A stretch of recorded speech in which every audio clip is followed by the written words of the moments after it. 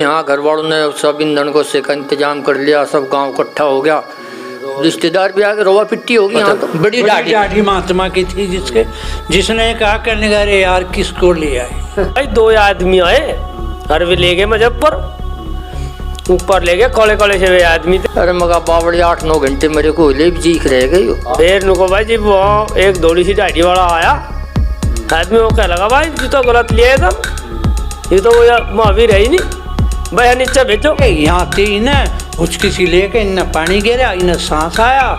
ऐसे बहुत कम चांस होते हैं कि कोई मरने के बाद दोबारा से जीवित हो जाए। वो फिर तो परमात्मा, ना इसका हार्ट अटैक, इसका कोई फिर से कोई बीमारी नहीं हुई। नमस्कार, स्वागत है आपका हमारे चैनल पर। मैं हूं आपके साथ यश कौशिक। और भाई आज जो आप मेरे हाथ में फोटो देख रहे हैं, ये एक ऐसे शख्स हैं जो मरने के 8 घंटे बाद दोबारा जीवित हो गए, यमराज के यहाँ से लौटकर फिर पृथ्वी पे आ गए। आज आपको इनके बारे में सच्ची घटना बताएंगे कि एक इंसान मरने के 8 घंटे बाद कैसे जीवित हुआ, कौन उन्हें यमलोक ले गया और यमलोक से लौटकर फिर धरती पर कैसे आए। राम राम जी। राम राम जी। राम। क्या नाम है आपका? मेरा नाम रामपाल सिंह है जी। रामपाल जी। अच्छा अंकल जी, ये आपके पिताजी थे? हाँ जी, ये मेरे पिताजी थे जी। क्या नाम था इनका? महावीर सिंह नाम था जी इनका। अच्छा, तो कैसे कैसे घटना हुई थी, एक बार हमारे दर्शकों को बताओ, कैसे इनकी मृत्यु हुई और फिर जिंदा कैसे हुई? ये कुछ दिल के बीमार थे जी थोड़े। अच्छा। इन्हें कुछ अटैक की वो दिक्कत सी थी, तो ये कहने लगे भाई मेरी छाती में दर्द हो रहा है। हम इनको वहाँ ले गए जी, मेरठ। अच्छा, मेरठ आनंद हॉस्पिटल में। मेरा बड़ा भाई सर्विस करे बड़ौत, तो उसी की गाड़ी थी, तो हम 4 भाई चले गए इनके साथ में, हॉस्पिटल में ले गए। हॉस्पिटल में ले जाने के बाद में हमने ये भर्ती कर दिया जी वहाँ आनंद हॉस्पिटल में। तो आनंद हॉस्पिटल में भर्ती करने के बाद में डॉक्टरों ने इनकी दवा लिखी, भाई इन्हें तो दिक्कत ज़्यादा है, तुम ये दवा ले आओ जाके। तो जी हम दवा ले आए, तो करीब दवा 30,000 रुपये के करीब दवा आई। अच्छा। उनकी और हालत ख़राब सी हो लगी कुछ, तो उन्होंने जल्दी उसको वो दवा लगा दी सब। दवा लगाने के बाद में वो कह लगे भाई मुझे तो कुछ खुश्की सी आ रही। डॉक्टर कह लगा खुश्की आ रही तो भाई इसे एक गोली दूँगा मैं, और इसके मुंह में पानी पी लेगा, गोली ले लेगा। वो कह लगा भाई मैं गोली नहीं लेने का गोली। डॉक्टर कह लगा भाई गोली तो देनी पड़ेगी। मैं कह लगा भाई गोली ले ले चाचा, ये गोली तो जल्दी लेनी पड़ेगी।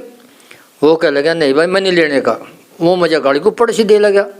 बुजुर्ग आदमी था। आपके पिताजी? हाँ जी, मेरे पिताजी बुजुर्ग थे, उनकी करीब 96 साल की करीब उम्र हो रही थी। अच्छा। तो ये मतलब है वे कहने लगे मैं नहीं लूँ। डॉक्टर कह लगे भाई तू तो गोली ले ले और मैं पानी ले लूँगा, हम दे देंगे। तो जी हमने उन्हें जो गोली जीप पर धर कर पानी पिया, तो उन्हें धक्का लग गया। धक्का लगने के बाद में उनको मतलब सांस चलना बंद हो गया। उन्होंने वे हलाई झुलाई, छाती हलाई, फिर उन्होंने डॉक्टर बुलाए, बड़े डॉक्टर आके उन्होंने उसकी आँख देखी। आँख से देख के वे कह लगे भाई तो एक्सपायर हो गए दिखे हैं। वे कह लगे भाई वेंटिलेटर लाओ। उन्होंने भी वेंटिलेटर पर लिटा लिए। वेंटिलेटर पर लिटा के वे कहने लगे भाई तो एक्सपायर हो गया, मतलब उनकी मृत्यु हो गई? हाँ जी, मृत्यु हो गई जी, एक्सपायर हो गए। तो मगर जी अब कैसे हो? पहले क्या बताऊँ भाई, दवा तो दी थी ठीक हिसाब से, ये तो दिक्कत आ गई।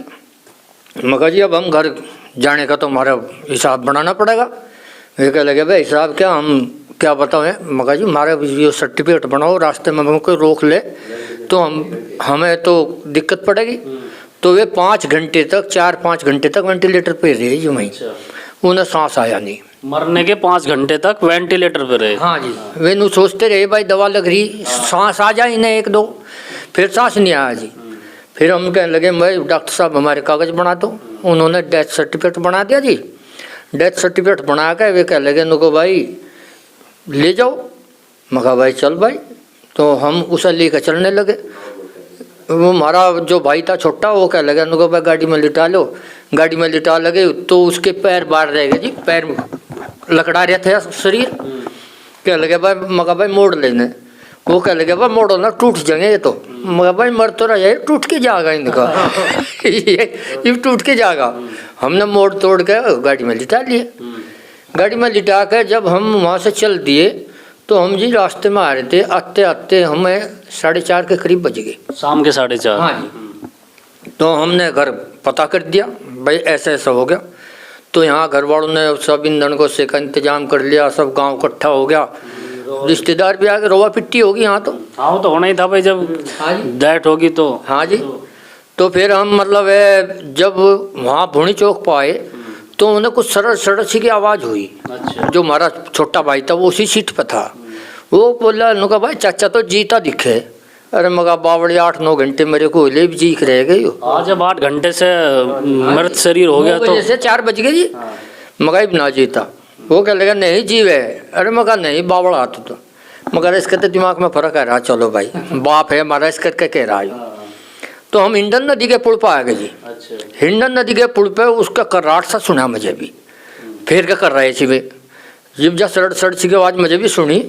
मैं कह लगा भाई राम कुमार गाड़ी रोक ले, एक तरफ कुछ है ज़रूर। वो कह लगा कि है, मगर मुझे लगे एक तरफ गाड़ी रोक लीजिए। गाड़ी रोक कर हमने देखा तो उसकी नब्ज देखी तो नब्ज चल लगी। अच्छा, आपके पिताजी की जो मतलब अब तक मरे हुआ शरीर था उनका, हाँ जी। अब उसमें नस उनकी चलने लगी। नब्ज चलती हम, हाँ जी। हमने फिर छाती पर धर के देखा दिल भी धड़क रहा जी उनका। तो हम कह लगे बाप मुँह में पानी घेर के देखो, पानी भी उतरे के। तो हम गिलास पानी सब साथ ले रहे थे जी, हमने चम्मच से वो पानी डाला, पानी उतर गया। मगा भाई वाकई जी लग रहा भाई। ये तो पिताजी तो अब जी गए। मगा भाई चाचा तो जी गया भाई, चल भाई। वो क्या लगे कुकर करे। मगा भाई 30,000 रुपये की दवा लग रही, डॉक्टर ही किए करेंगे। डॉक्टर ने तो मेरा करके मतलब भेज ही दिया, तू घर ही चली जा। तो हम जी घर आ गए। यहाँ साहब पूरा गाँव इकट्ठा हो रहा था। वो तो होना ही था। हाँ जी। कह लगे भाई महावीर आ गया, वह महावीर आ गया। वे कह लगे कि बात, मगा भाई तो जी गया। कह लगा जी गया नु को, हाँ। मगा भाई देख लो जी लग रहा। तो जी उसकी जीभ बाहर निकल रही थी और वो कर रहा था पूरी तरह से। तो हम कह लगे, वे कह लगे, लोग बाग देख के कह लगे भाई तो इसका तो बेचारे की तड़फना लग रही, बस पता नहीं कहाँ अटक रहे थे, सांस मरेगा ये तो। हमने जी वे गाड़ी में से उतार के खाट पे लिटा लिए। तो गांव ने सब ने देखे जी वे कर्राते हुए। फिर ये जो गांव वाले थे तो सब चले गए जी। गांव वालों को जाने के बाद में हमारा परिवार वहीं बैठा था। तो 10 बज गए जी रात के, बठू। हमारा चाचा वो बेद सिंह है जी, वो कह लगा भाई एकादशी बोल दो इसके कान में, एकादशी बोल दो, इसे गंगा जल पिया दो, इसका जी लिखड़े तड़फ रहा है। तो यानी कि लोगों को ये लगा कि एक आध सांस इसमें अटका हुआ है। हाँ जी। कह लगे तो तड़फ रहे। हम कह लगे भाई ठीक है। तो सब उठ के चले गए। मैं और एक और हमारा चाचा का लौंडा, हम बैठे रह गए जी, और वो हमारा भाई। हमें जी बठू 3 बज गए पसर में, रात के सुबह के 3 बज गए जी। 3 बजे वो उठ के बैठे होगा जी। आपके पिताजी उठ के बैठ गए? मेरा चाचा उठ के बैठ गया जी। कह लगा भाई मगा के बात, मगा भाई बात तो ठीक है। मगा कह लगे भाई यार कहाँ है? मगा बस सब सो लग रही। और क्या दिक्कत है कि? मगर दिक्कत तो कुछ नहीं भाई। तो बुझाता जी कर लगे जी। मगा भाई तो कल तेरी बोलो 8 घंटे थे जब वहाँ भी हो गए, और अब भी दिक्कत में था। बात कुकर के बात थी, कहाँ था तू? तो जैसे उनमें सांस आया, हाँ जी। तो आप इन्हीं के गांव के हैं? हाँ जी। तो उनसे पूछा गया कि मतलब मरने के बाद उनको कौन लेके गया, कैसे हुआ? जैसे मैं 2-3 दिन बाद आया, मगर ताऊ के बात में मेरे के भी जी गया था। जी गया कुकर हुई। कह लगा सही बताइए कुकर कहानी हुई था थर गया। कह लगा भाई 2 आदमी आए और वे ले गए मुजफ्फर, ऊपर ले गए, कौले से वे आदमी थे, और ले जाके ऊपर ले गए। बस वहाँ जाके वहाँ तो एक गांव से ही बस रहा था। यानी कि ऊपर भी एक मेड़ा सा लगा हुआ था? हाँ मेड़ा सा लगा हुआ था। और वहाँ लाइन में ले जा खड़ा कर दिया मुझे। और फिर नुको भाई जी वहाँ एक थोड़ी सी दाढ़ी वाला आया आदमी। वो कह लगा भाई जी तो गलत लिया तुम, ये तो वो महावीर है ही नहीं, भाई नीचे भेजो। फिर उन्होंने भाई वे नीचे लेके आए।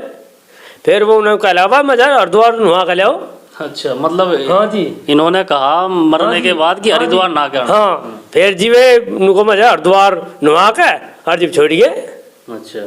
हाँ जी ऐसा हो गया। तो दोस्तों हमारे मतलब भारत में ऐसी घटना होती रहती है। वैसे ऐसे बहुत कम चांस होते हैं कि कोई मरने के बाद दोबारा से जीवित हो जाए।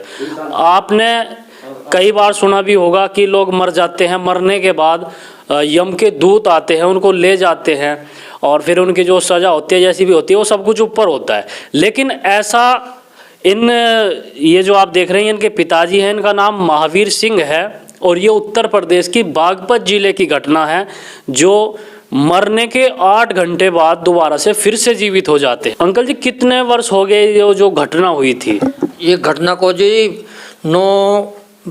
11 साल हो गए जी। 11 साल। हाँ जी, 2 साल 1.5 साल तो इन्हें मरने के एक्सपायर होने के बाद हो गए अब जा, और 8-9 साल ये जिए फिर घटना के बाद में। मरने के बाद 8 साल जिए। तो उससे पहले इनको हार्ट अटैक की बीमारी थी और कई अलग समस्याओं की बीमारी थी, और जब दोबारा मरने के बाद ये जिंदा हुए, यानी कि यमराज के यहाँ से वापस लौट आए, उसके बाद इनको कोई भी बीमारी इनको नहीं हुई। मरते टाइम तक पूरा तो दिखा था जी, और पूरा सुना था, दिमाग भी पूरा काम कर रहा था। यारदाश्त पूरी जैसे बचपन में थी वो होगी, बीमारी कोई नहीं, अपने आप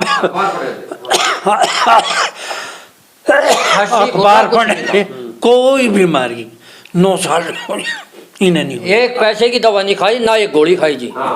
तो वैसे अंकल जी हमारे देश में बहुत से लोग ऐसे होते हैं कि इन चीज़ों पे, घटनाओं पे विश्वास नहीं करते कि मरने के बाद कोई जिंदा नहीं होता। किसी से पूछ लो जी, गांव में किसी से, गाँव में भी कहा गया। तो इन्होंने तो कहना आज तक कोई भी नहीं देख पाया, लेकिन यमलोक के दर्शन करे। बिल्कुल बिल्कुल, उन्होंने सब बात बताई। कह रहे बा वहाँ तो बहुत ही बढ़िया बढ़िया हिसाब है, और डाडे वाला महाराज जी है, बहुत किताब धरी बहुत बड़ी बड़ी वहाँ पे। वे तो वहाँ देख के उनमें जी बतावे कौन है कौन नहीं है, कैसे है, कहाँ का है। आपने इनसे पूछा हो कि भाई उन्होंने जो हम कपड़े पहनते हैं, पैंट शर्ट कुर्ता पजामा, तो आपने पूछा हो वो क्या पहन रहे थे जो दूत आए थे? वे तो जी काले कपड़े पहन रहे थे जी, दूत तो। अच्छा, काले कपड़े। हाँ जी, महाराज जी पहन रहा था सफेद कपड़े, डाढ़े वाला महाराज जी। बड़ी दाढ़ी महात्मा की थी जिसने कहा करने का, अरे यार किसको ले आए, हाँ ये क्या कर दिया आपने, भेजो इसको वापस। तो मतलब हमारे जैसे दिखते हैं यमलोक में भी है। हाँ जी, ऐसा ही। इन्होंने कहा कि सब हमारे जैसे हैं, लेकिन वे महात्मा है। अच्छा, महात्मा। हाँ, वो जिसने कहा कि किसको लाए, वो महात्मा था, बड़ी दाढ़ी थी, सफेद कपड़े थे। हाँ।